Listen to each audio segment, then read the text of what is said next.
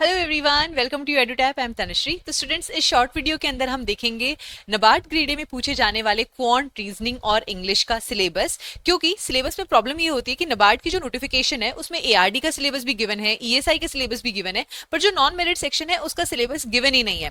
अब आप सोचोगे अगर गिवन ही नहीं है तो आपको कहाँ से मिल गया? तो स्टूडेंट्स, ये हमें मिला है कि जो हमने प्रीवियस ईयर्स के जितने भी क्वेश्चन पेपर्स थे उनको जब एनालाइज किया तो उसके बेसिस के ऊपर जो टॉपिक्स हमारे सामने निकल कर आए, तो अकॉर्डिंगली हमने ये जो सिलेबस है पूरा ये प्रिपेयर किया है।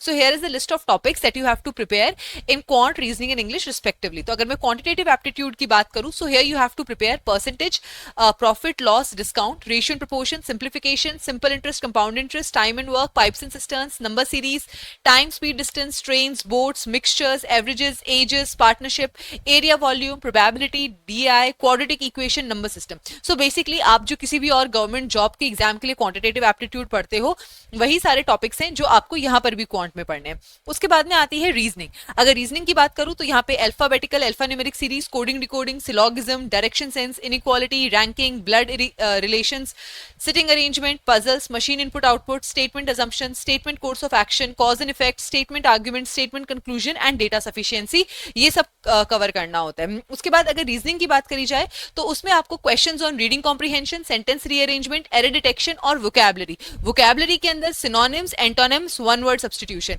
ये सारी चीजें हैं जो कि प्रिपेयर करनी होती हैं। सो स्टूडेंट्स, आई होप कि जो सिलेबस अभी तक आपको नहीं पता था वो आपको पता चल गया होगा। On that note, thank you so much and I wish you all the very best.